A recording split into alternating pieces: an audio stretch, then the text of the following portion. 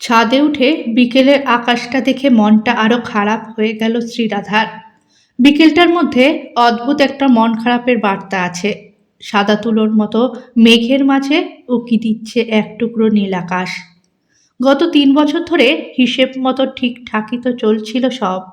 1 মাস আগে আননোন নম্বর থেকে আসা ফোনটা কেন যে সেদিন রিসিভ করেছিল শ্রী, তারপরই যেন মনের খাতার সব হিসেবগুলো বড্ড এলোমেলো হয়ে গেল। শুধু বারবার ওই কণ্ঠস্বরটা বেজে ওঠে কানের কাছে। কেমন আছে শ্রী?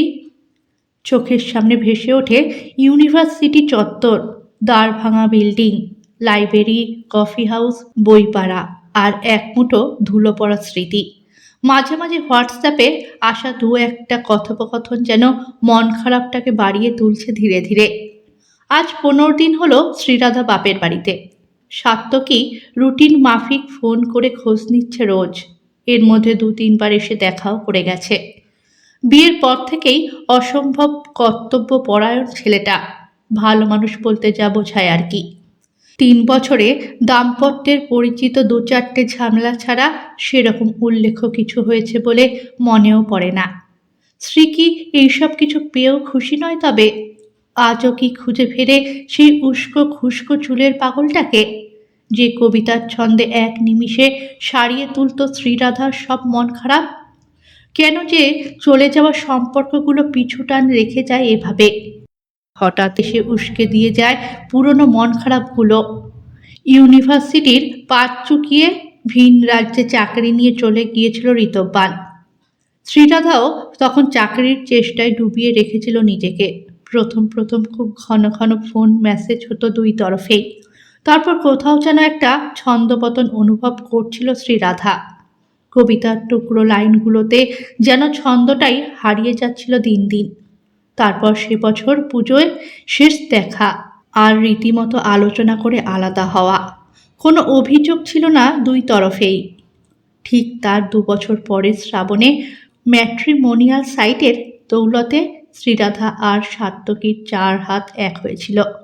ঋতব্যানের স্মৃতিগুলো ফিকে হয়ে আসছিল সাজানো সংসার আর সাত্তকীর সঙ্গে নতুন বন্ধুত্বের ছটায়। হঠাৎ যেন বিদ্যুতের ঝলকানিতে চমকে উঠল শ্রী। ও মাই গড, ফার্স্ট মুভমেন্ট! হ্যাঁ, নেটে তো সেরকমই পড়েছিল। মাস 5 মাথায় তো হয় এমন একটা অনুভূতি। Butterfly bubbles type. ফোন করবে ভেবেও সাত্তকীকে ফোনটা করতে ইচ্ছে হলো না। মনের ভিতরটা কেন যে এমন উথাল পাতাল হচ্ছে কদিন ধরে। একা থাকতে ইচ্ছে করছে ভীষণ। সেজন্যই তো এমন বিনা নোটিশে চলে আসা মায়ের কাছে। তবু একলা হতে চাইলেই কি একলা হওয়া যায়? মনে পড়ে যায় নিজেরই লেখা কয়েকটা লাইন। মন খারাপের শূন্য পথে একলা আমি হারিয়ে যদি যাই কখনো, ঝড়ের মাঝে একলা হেঁটে তবু উত্তরের খোঁজ চলবে তখনও। নেমে আয় শ্রী, সন্ধেবেলা ছাদে থাকিস না। মায়ের ডাকে নিচে নেমে এলো শ্রী। সবটা থেকেও কিছু একটা খুঁজে চলার আরতিটা বোধহয় যার হয় সেই বোঝে।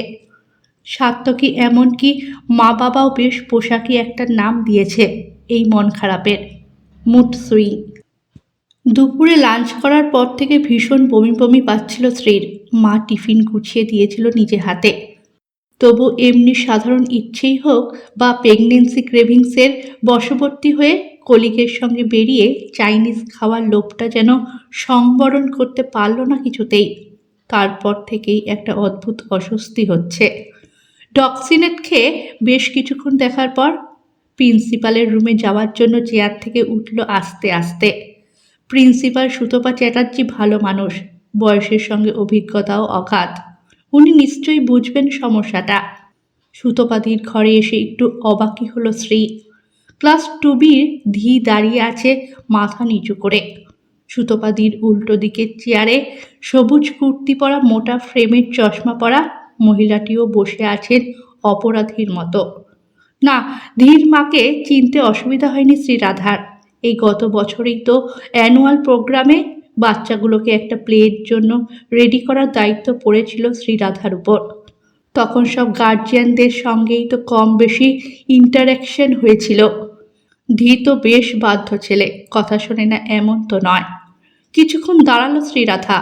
সবার কথা শুনে যা বোঝা গেল, ধী নাকি অনেকটাই পাল্টে গেছে এই কমাসে। ক্লাসে চুপচাপ বসে থাকে। ওর বর্তমান ক্লাস টিচার খুশবু ম্যামের কথায় ইনঅ্যাটেন্টিভ, শুধু তাই নয়, কোনো বন্ধুর প্রতি নাকি অ্যাবিউসিভ ল্যাঙ্গুয়েজের ব্যবহার করেছে। নিজের কানকেই যেন বিশ্বাস করতে পারছিল না শ্রী। যতই হোক, নয় নয় করে 5টা বছর এত ছেলে মেয়েকে ঘেঁটে কে কী রকম সেটা বোঝার মতো এটুকু অভিজ্ঞতা তো অবশ্যই হয়েছে তার। কি এমন হলো ছেলেটার? সুতপাদি বারবার বলে চলেছেন ওর মাকে, একটু দেখুন ও কেন এরকম করছে। ক্লাস টেস্টের মার্কসও খুব খারাপ করেছে। ও তো কারোর সঙ্গে ইন্টারঅ্যাক্টই করে না। আমরা অনেক চেষ্টা করছি, আর এ ধরনের শব্দ প্রয়োগ তো এটুকু বাচ্চার মুখে ভাবাই যায় না। বেশ কিছু কথোপকথনের পর স্ত্রীকে দেখে স্মিত হেসে বেরিয়ে গেলেন ভদ্রমহিলা। ওরা বেরোলে স্ত্রীও সুতোপাদির অনুমতি নিয়ে বাড়ির উদ্দেশ্যে রওনা দিল। ক্যাবে উঠেও বারবার মনে পড়ছিল ধীয়ের কথা। আপাদমস্তক একটা মিষ্টি বাচ্চা যে সবার আগে প্লের ডায়লগগুলো তুলে ফেলতে পারত, তার এমন কি সমস্যা হলো কে জানে। বড্ড খারাপ লাগছিল ধীয়ের জন্য। পরদিন টিফিন টাইমে কিছুটা ইচ্ছে করেই ধীদের ক্লাসরুমে ঢুকলো শ্রী। অন্যান্য বাচ্চারা তখন প্লেগ্রাউন্ডে খেলতে ব্যস্ত। লাস্ট বেঞ্চের কর্নারে জানলার বাইরে তাকিয়ে চুপ করে বসে আছে ধী। খুব আস্তে করে পাশে বসে ওর মাথায় হাত রাখল শ্রী। চমকে উঠে ঘুরে তাকালো ধী। মিস, খেলতে গেলি না? মাথা নাড়ল ধী। কেন রে, ভালো লাগে না? টিফিন খেয়েছিস? না, ইচ্ছে হচ্ছে না। আমিও খাইনি জানিস, আজ মা টিফিন দিতে ভুলে গেছে।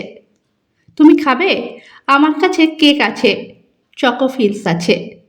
না, তোর থেকে খাবো না, তুই পচা। কেন মিস? টিফিন শেয়ার করতে গেলে তো আগে ফ্রেন্ড হতে হবে। তাহলে লেটস বি ফ্রেন্ডস। ধী যেন কিছুটা ইতস্তত করেই ধরল শ্রীর হাতটা। শ্রী বলল, তবে ফ্রেন্ড হলেই কিন্তু হবে না, তার কিছু টার্মসও আছে। কেমন? ফোকলাদাতে হাসল ধী। টিফিন শেয়ার মাস্ট, গল্প করা মাস্ট, আর কোনো কথা লুকোলে চলবে না। তাহলে কাটটি, এগ্রি? আচ্ছা বাবা, এগ্রি। আচ্ছা, তোর খেলতে কেন ভালো লাগে না রে? ওরা আমাকে আজকাল নেয় না মিস খেলায়, আমি ওদের সঙ্গে মিশি না। কিন্তু কেন মিশিস না কেন? ওরা তো তোর বন্ধু। ওরা বড্ড চিৎকার করে খেলতে খেলতে, আমার চিৎকারে বড্ড ভয় করে মিস। চোখ থেকে বড় বড় ফোঁটা পড়তে লাগলো ধীয়ের। কিন্তু সবাই মিলে খেললে তো একটু চিৎকার হয় রে, তাতে তুই ভয় পাস কেন? এই কথাটার উত্তরে আরও কাঁদতে থাকলো ধী। শ্রীরাধা ওকে বুকে জড়িয়ে বলল, বল না আমায়, কি হয়েছে তোর? না বললে কিন্তু কাটটি।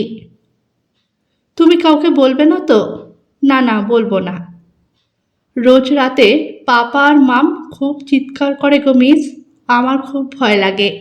আমি কম কথা বলি বলে মধুলিকা খালি স্টুপিড বলে। ওর শুনে অন্যরাও বলে, আমি ওই জন্যই তো ওকে বীজ বলে ফেলেছিলাম। কোথায় শুনেছিস এরকম একটা শব্দ? পাপা রেগে গেলে বলে মামকে। আরও এরকম অনেক কথা বলে। ওরা যখন চেঁচায়, আমি আমার স্টাডি রুমে টেবিলের তলায় বসে থাকি মিস। ওরা যখন মারামারি ঠেলাঠেলি করে, খুব ভয় করে আমার। একদিন তো লেগেও গেছিল আমার। ধীকে আরও করে জড়িয়ে ধরল শ্রী। ওর চোখ থেকেও জল পড়তে লাগলো। ছোট্ট মন বিকশিত হবার আগেই ছেটে ফেলছে দুই সৃষ্টিকর্তা। টিফিনের বেলটা পড়ার আগে ধীকে টিফিনটা খাইয়ে বলল, আজ থেকে তোর আজ একটা ফ্রেন্ড আছে। আমার ফোন নাম্বারটা লিখে দিলাম তোর খাতার পিছনে। মন খারাপ লাগলে ফোন করবি। আসি রে, কাল আসবো তোর সঙ্গে গল্প করতে। সারাদিন ক্লাসে মন বসে না শ্রীর। নিজের আগ্রহেই শিশুমন আর তার বিস্তার নিয়ে একসময় প্রচুর আগ্রহ ছিল শ্রীর। সবটাই পড়া, কিন্তু আজ চোখে দেখা দুর্ভাগ্য হয়ে গেল তার। কোন দিকে এগোচ্ছে একটা শিশুর শৈশব? কোথাও চূড়ান্ত প্রতিযোগিতা, কোথাও সাংসারিক রাজনীতি গলা টিপে মেরে ফেলছে শৈশবকে। ক্লাস শেষ হলে সুতপাদির কাছে গেল শ্রী। সবটা বুঝিয়ে বলল দিদিকে। দিদি বড় বিচক্ষণ মানুষ, তবু কিছুটা অবাক হয়েই বললেন, সবই তো বুঝলাম শ্রীরাধা, কিন্তু আমরা কি করতে পারি? এটা ওদের পারিবারিক ব্যাপার। ওরা পার্সোনাল ব্যাপারে কথা বলতে যাবে কেন আমাদের সঙ্গে? তবু দিদি, যদি একবার কিছু করা যায়, আপনি বয়োজ্যেষ্ঠ মানুষ। আহা, বুঝতে পারছো না, আমি পার্সোনালি এগুলো বললে ওরা ধিকে স্পেয়ার করবে। ধি তো ওদের ছেলে দিদি। শ্রীরাধা কতটা হিংস্র হলে এরকম হয় আন্দাজ আছে তোমার? আচ্ছা ভাবো, ওদের ওই ঠেলাঠেলির সময় ছেলেটা যে ওভাবে ভয় পায়, ওরা লক্ষ্য করে না? এটা বিশ্বাসযোগ্য? আসলে ওদের কাছে সেই মুহূর্তে নিজেদের জিতে যাওয়াটা বড় কথা, ছেলেটা নয়। তবু এভাবে চোখের সামনে শেষ হয়ে যাবে একটা ছেলে। আচ্ছা শোনো, তুমি বাড়ি যাও, এত স্ট্রেস নিও না, আমি দেখছি। একটু ভাবতে দাও আমায়। আর তোমাকে বলি, এই অবস্থায় রিল্যাক্স থাকো, কেমন? না, রিল্যাক্স থাকতে পারেনি শ্রী। বাড়িতে এসেও সারা রাত কেমন যেন ভয় ভয় করেছে। যত রাত নেমেছে মনে হচ্ছে শ্রী কেমন আছে, কি করছে। শেষ রাতের দিকে মাকে আঁকড়ে ধরে ঘুমিয়ে পড়েছিল শ্রীরাধা। বারবার নিজেকে একটা কথাই বুঝিয়েছে, সত্যি তো মা বাবা ছাড়া কি ভালো থাকা যায়? আজ একটু মন খারাপ করলেও মনে হয় ছুটে গিয়ে মায়ের কোলে শুয়ে পড়ি। আর ওইটুকু ছেলেটা বুকে কষ্ট নিয়ে ঘুরে বেড়াচ্ছে। সুতপাদি কথা রেখেছিলেন। ধীদের ক্লাসের নেক্সট প্যারেন্ট টিচার মিটিংয়ে দায়িত্ব নিয়ে বাবা মায়েদের বুঝিয়েছিলেন বাচ্চাদের ব্যক্তিত্ব, মনঃসংযোগ, চিন্তাধারা গঠন সব কিছু নিয়ে। শ্রীরাধাও উপস্থিত ছিল সেদিন ওই মিটিংয়ে। উনি একটা কথাই বারবার বলেছিলেন সব বাবা মায়েদের উদ্দেশ্যে, life is not a fairy tale, যে তা সব কিছু ভালো হবে। জীবনে ওঠাপড়া, খারাপ লাগা, ভালো লাগা থাকে, তার জন্য জীবন থেমে যায় না। Environment makes a good human being. বাচ্চা তখনই সুস্থ চিন্তা করতে শিখবে যদি বাড়ির পরিবেশ সুস্থ হয়। বড় সমস্যা আলাদা কথা, কিন্তু জীবনে চলার পথে রোজকার সমস্যাগুলো তো আসতেই পারে। দুটো ভিন্ন কালচারে, ভিন্ন পরিবারে বড় হওয়া মানুষের মধ্যে মতপার্থক্য হবে, এটাই স্বাভাবিক। কিন্তু তা যেন শালীনতার মাত্রা অতিক্রম না করে। শিশুর সামনে তো নয়ই। বাচ্চারা কোনো কোনো ক্ষেত্রে আমাদের বড়দের থেকেও হয়তো বেশি ফিল করতে পারে। তাই সবাইকে বলবো, নিজেদের আমরা সংযত করব। শুধু কথা বলে সমস্যা না মিটলে বিভিন্ন উপায় আছে। প্রয়োজনে ম্যারেজ কাউন্সেলিংয়ের হেল্প নিতে পারি। কিন্তু শিশুটির বিকাশের জন্য ভালো থাকতে হবে সবাইকে। বর্দির প্রতিটা কথা যেন মাথা আর মনকে ছুঁয়ে যাচ্ছিল। শ্রী দেখল ধীর বাবা মা মাথা নিচু করে বসে আছে। ওর হঠাৎ খেয়াল হলো সাত্তকী কাল থেকে ফোন করেনি একবারও। মিটিংটা শেষ হলে ফোন করলো সাত্তকীকে। কি ব্যাপার, কাল থেকে একবারও ফোন করনি? মাকে ফোন করে খবর নিয়েছি তো, বলল সাত্তকী। তো আমাকে করবে না? আসলে তুমি বিরক্ত হও ফোন করলে, মানে। খুব কান্না পাচ্ছিল শ্রীর। এই কদিনে কি মুখচোরা মানুষটাকে একটু বেশি অবহেলা করা হয়ে গেছে? বেরোনোর সময় দেখা হয়ে গেল সুতপাদির সঙ্গে। একগাল হেসে সুতপাদি বললেন, সমস্যাটা দুপক্ষেরই ছিল। ওই আজকাল তোমাদের জেনারেশনের সার্বিক সমস্যাই গো, জেতার লড়াই। কি করে বুঝলেন? ধিয়ের মা বাবা এসেছিলেন খুশবুর কাছে। একসঙ্গে জিজ্ঞেস করেছেন ছেলে কতটা ইমপ্রুভ করেছে। আমার সঙ্গেও আলাদা করে দেখা করলেন। বললেন আমি তাদের গার্জিয়ানের মতো, তাই আমার কাছে বলতে দ্বিধা নেই। সমস্যা হচ্ছে সংসারে, বোঝালাম সাধ্য মতো। বললাম ম্যারেজ কাউন্সেলিংয়ের ব্যাপারে। ভালো লাগলো ছেলের সমস্যাটা বুঝেছেন ওনারা। অনেক মা বাবা আছেন তারা তো বুঝতেই চান না, তবে প্রকৃতই বুঝলেন, না বোঝার ভান করলেন সেটা সময় বলবে। তবু অসংখ্য ধন্যবাদ আপনাকে দিদি। কথাটা শেষ হতে না হতেই সেই বুদবুদের মতো ফিলিংসটা আবার অনুভব করলো শ্রী। এই কদিনে এই মুভমেন্টটার সঙ্গে বেশ পরিচিত হয়ে গেছে শ্রী। হাত রাখলো নিচের পেটের উপর। ভিতরের ছোট্ট প্রাণটা কি কিছু বলতে চায়। কিছুটা ঝড়ের বেগে স্কুলের গেটে এসে ফোন করলো মাকে। মা, আমি আজ ওই বাড়ি ফিরে যাচ্ছি, কাল বাবাকে দিয়ে কয়েকটা জিনিস একটু পাঠিয়ে দিও। আহা, আজ কেন? শনিবার বলছি না হুটহাট বেরোবি না? আমাকে যেতেই হবে মা।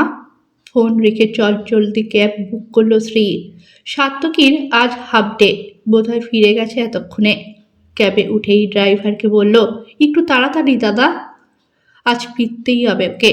ছোট্ট ধী ক্ষণিকের জন্য এসে ওর জীবনে এসে ওকে অনেক কিছু শিখিয়ে দিয়েছে। সব অবাঞ্ছিত মন খারাপ আর মিথ্যে ইগোকে প্রশ্রয় না দিয়ে আরও সাজিয়ে তুলতে হবে সংসারটাকে।